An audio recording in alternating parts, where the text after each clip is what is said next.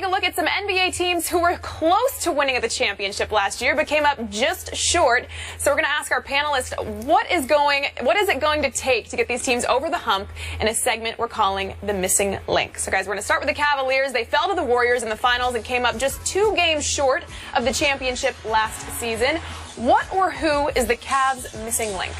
So for the Cavs, I'm going to go with a consistent shooter to help with some scoring balance and also spacing around LeBron James. There was a lot on his shoulders in the finals. And when Kyrie Irving went down, you lost your most consistent three-point shooter. And then you've got J.R. Smith, who at best is streaky. You don't have proven shooters in Iman Shumpert or Dellavedova. And then you really see the importance now in Kevin Love and his shooting ability, getting him back to help space the floor there.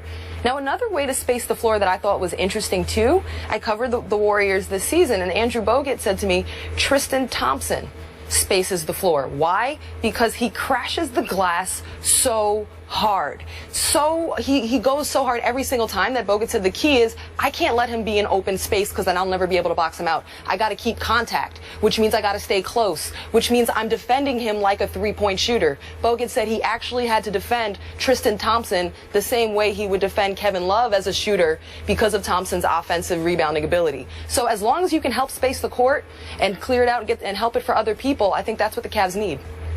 This is so easy to me. I mean, listen, they need a healthy Kyrie Irving. They need a healthy Kyrie Irving. I think right now we're talking about them winning the title instead of the team who covered the Golden State Warriors. I think they would have still won.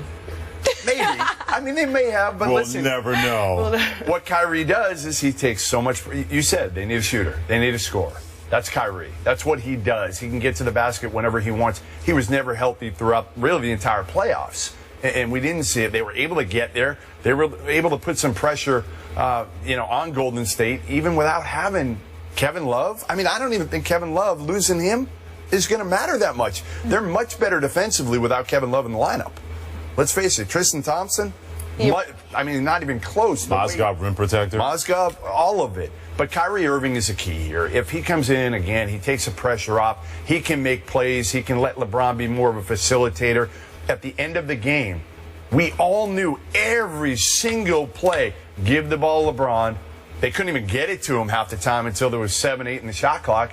And he's taking contested shots that he won't have to take when Kyrie's out in the court. So, honestly, we could talk about all the other things.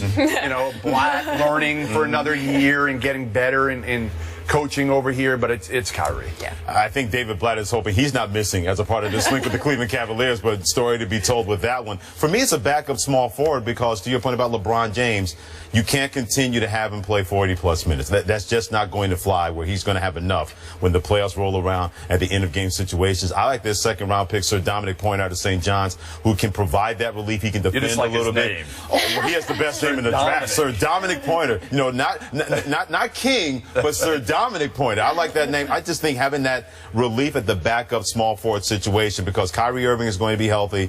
I love Tristan Thompson. They're going to resign him. Timothy Mozgov was better than I thought he was going to be. I thought he was going to be good coming from Denver. I didn't foresee what he was able to do, and I think he's going to work on his offensive game to alleviate a lot of stress in the Cleveland Cavaliers. Whatever's going to happen between Blatt and LeBron, you know what? The future's going to take care of that. But if you can provide some relief at small forward this way, when he goes down, a guy will come in and not just decorate the court or hold minutes until LeBron gets back out there. He's going to be productive when he's out there. Maybe Sir Dominic Pointer can do that, but they're able to find that either with him or in free agency. That's going to be a boon to the Cleveland Cavaliers. You're a big Sir Dominic Pointer fan, by the way. Here's why.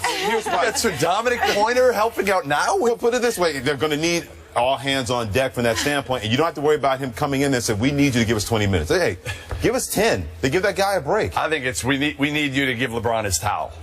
Whatever he has to do, whatever that has to happen, and as long as we can get the name Sir Dominic Pointer in the NBA game, it's good for the Cavs. I'm John, and it's good for the country.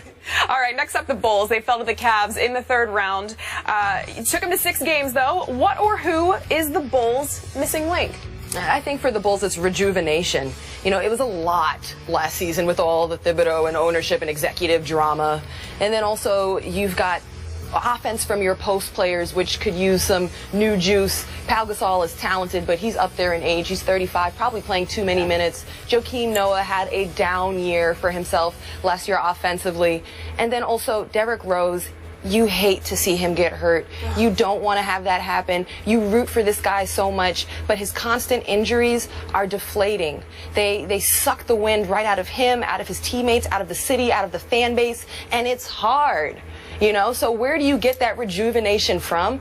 I think you invest in Jimmy Butler. Get him back. Pay that man. He bet on himself, and he earned it. Yeah. And also, you've got a new head coach, which often means a fresh start. Yeah, I know Fred Hoiberg well, and I think he's going to be able to get this team healthy, both from a physical standpoint, because he's not going to ride him the way Tibbs did. And listen, Joakim Noah was hurt all year. They should have shut him down 2 weeks before the All-Star break. They could have given him a month off, and Noah could have been healthy. He looked like he was dragging out there with the knee issues. I mean, he had every issue known to man with his legs and knees. You know, everybody was hurt on that team at some point this year. Everybody. Gasol was kind of the last one standing. He got hurt in the playoffs. So I think Hoiberg is going to understand how to bring this team together. It's just a fresh approach that these players are going to love. So Hoiberg's a guy that he could talk to him. You know, Tibbs was not a touchy-feely guy. He just wasn't. Great coach, but Hoiberg will be able to communicate with the guys. And I think this team had factions in the locker room. And it's interesting because I know all these guys, and they're really good. Derrick Rose is a great guy, but has no interest in being a leader. Zero. Jimmy Butler isn't there yet. He can't be a leader yet. And Noah's vocal, but they just have to come together, and I think Fred Hoiberg can really orchestrate that. I love what both of you guys said. I'm going to look at it from a basketball standpoint. They need a quality back of a point guard. Kirk Hinrich is 34 years of age. I like Aaron Brooks, but he's 30 years of age. He's like a spot guy more than anything else. If you can find that quality backup, so to alleviate a potential injury with Derrick Rose, because that's your most indispensable player. Noah's their leader, no doubt about that, but that's the guy that when he's rolling, we saw at times in the playoffs last year, he didn't look like an old Derrick Rose. He looked like the old Derrick Rose, where all of a sudden he's making these fantastic plays, he's energizing his team, but they need to find somebody quality behind him. This way he's not out there all the time worrying about his knee, playing a lot of those minutes. If they can find that guy, that's going to be a big-time measure for the Chicago Bulls to be successful. And from Chicago to L.A., the Clippers were up 3-1 against the Rockets in the second round of the playoffs and then blew it, losing in 7 games. What or who is the missing link for the Clippers? Clippers need some depth, because after you saw them beat the Spurs, the defending champs at the time, you thought, oh man, this is for real. It was a legacy type game for Chris Paul with the bad hamstring, knocking down that off the backboard shot, and you said, God, they're going to give the Warriors trouble. This is it. But then they just collapsed. They ran out of steam. They burnt out against the Rockets. You didn't beat the Spurs to do this against the Rockets. And I think that you stay with the core, because Jordan, Griffin, and Paul, they are elite. So now you got to get serious about guys that can come in and produce in spurts. You got to get serious about the middle of the bench. No, you're absolutely right. They need guys that can come off the bench that can help. There's something missing there chemistry-wise. I can't put my finger on it, but when you've got CP, you've got, you know, Jordan protecting the rim. You've got Blake, who's gotten so much better. I mean, this was a guy that really wasn't very skilled when he came in, you know, the NBA, came out of college at Oklahoma, and there's something missing there. And Doc Rivers is pretty good at managing people and managing players, but I just think there's got to be more cohesion with the Clippers. They have the talent. They don't have the bench, but sometimes you get away without, you know, having a great bench when you've got a great starting unit. But I can't put my finger on it completely. I just think there's something missing. Is it like a lack of leadership, or? Yeah, no, I think CP, you know, Chris Paul is a pretty good leader, and Blake's coming. He's still young. He's trying to figure it out. DeAndre's DeAndre. I think, again, maybe they need another guy, too, another wing that can really take some of the pressure off those guys. Yeah. I think scoring depth in the front line, I think that's where that has to come from, because when their big guys come in, whether it's Glenn Big Baby Davis, he tries hard, but at a certain point, those days him coming off the bench getting 10, 12 points a game like he did in Boston, those days are over as far as I'm concerned with the Clippers. Long, long gone. Blake Griffin was so good. He was like a human triple-double at times in the playoffs. Whatever they needed him to do, right? Just unbelievable how each and every year he's done something different. When you say, my goodness, I didn't think he had that in. My goodness, I didn't think he was able to do something like that.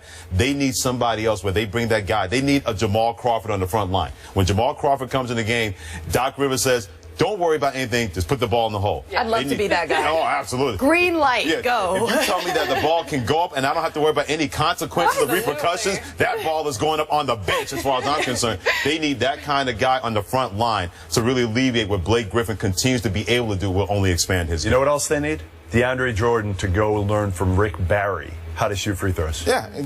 Go shoot him underhand. Rick Barry, John Barry, any Barry. Find that Barry Manilow. I don't care. We got a Barry here. Find any Barry. Yeah, find any Barry that can make that work to make him make free throws. Well, lastly, James Harden and the Houston Rockets lost to the Warriors in the Western Conference Finals. What or who is the missing link in Houston? Rockets need a playmaker. They really missed Patrick Beverley when he was out with injury. Jason Terry is serviceable, but he's up there in age. And you saw in the finals in the playoffs with the Warriors, Harden has 13 turnovers. The ball's in his hands too much. You're asking so much of a very capable player. Get a playmaker who can create easier shots for Harden and Dwight Howard. Yeah, ditto. I mean, Patrick Beverley's great defensively. He's a bulldog, but I think they need an upgrade over Patrick Beverley in terms of a high-level point guard if they can do it.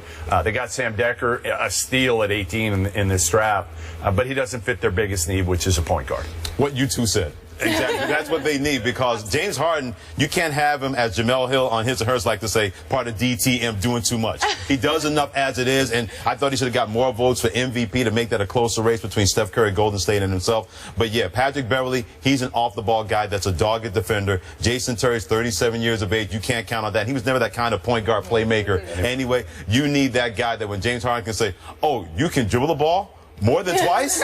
Fine. Here you go. This way, in the fourth quarter, he's stronger, he's more effective, and he can be that playmaker, not the one we saw having 13 turnovers in a closeout game versus Golden State. Well, we are going to get back to the newcomers. Towns goes #1 and Okafor goes #3. But will Okafor be the better pro? We'll compare the two big men when we come back. First Take is brought to you by Firestone. Whatever you drive, drive a Firestone. Well, we asked you earlier in the show, will the Knicks regret taking Chris Porzingis with the 4th overall pick? Surprising results here. 51% say yes, 49% say no. Really?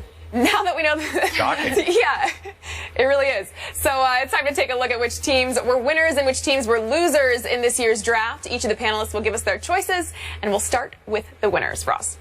My winner, the Lakers. You know, they got D'Angelo Russell. They have a point guard for the future, an heir apparent to Kobe Bryant, and they can address all of their bigger post-player needs, big-time player coming in free agency. So they got everything they needed there, and also they picked up Anthony Brown out of Stanford, which I think is a very nice catch. A 3-and-D player, he can help stretch the court. Loser, I'm going to say Jahlil Okafor. Simply because he could have been a #1 draft pick. And there's money to be made in being #1 and storylines to be told. And then he ends up dropping to Philly, where it's a losing culture. There's a glut of post players, question marks. The game plan is not that clear. And it's just, I think it was tough on him. All right, I'm gonna rattle off a few winners real quick here. I'm gonna go with D'Angelo Russell as a winner. He's in LA. He's got the ball in his hands. He plays with Kobe and learns with Kobe. To me, the Miami Heat. You get Justice Winslow at 10. That's an absolute steal. He's going to be a great piece. Tough, versatile. He'll help kind of keep that culture going. I like Kelly Oubre in Washington. They've traded up a few spots with Atlanta and got a very talented wing player. So those are my 3 winners. Losers, Okafor, totally with you there. You don't want to be in Philly. You don't want to be in that culture. #2, the Celtics. I thought it was a bad pick. They took Terry Rozier. He duplicates what they already have. They took him at 16. It was a reach. Danny Ainge tried to trade up and couldn't. Rozier is kind of a non-shooting combo guard. Yeah, I went winners like players, because it's hard to say teams are winners and losers after the draft, although I'm going to go against that with the loser part of this equation. Winners, D'Angelo Russell, I'm with you guys. Going to the Lakers, Justice Winslow sliding in the Heat. Sam Decker going to the Rockets at 18, when you played with James Harden and Dwight Howard. I thought he won that one. All 3 of those guys losers. Knicks and Porzingis together. If I'm wrong, I'll say I'm wrong, but I don't think I'm going to be wrong. I don't think I'm going to be wrong on this one. So if keep the tape. Right. If it comes back to haunt me, fine. I'm a Knicks fan. I wanted to, but I don't think that's going to haunt me. I think the Knicks, and to your point, the Celtics, you have enough guards, and then you drafted 2 of them when you needed somebody else that can score on the front line on the perimeter. I thought that was a strange drafting. I like R.J. Hunter. I like R.J. Hunter because he could shoot it, and the Celtics need that. But they don't. And I like Terry Rozier as a player. I don't like him in Boston. Right, as a point guard. Well, guys, thanks so much for a great show. Jeff, you got in at 4 in the morning last night. Thanks for being here with us. I'm ready to go. I got a show tonight. My wife bought tickets for a show. I'm ready to go. What show? I don't even know. No idea. He's a good sport. He's a good sport. I'm just going to snort them. First Take will return July 9th. We will see you then. Everyone. Great job, Melanie. Thank you. Absolutely. Great job, Roz. It's been awesome with you guys this week. Yeah, Freddie was okay. Right.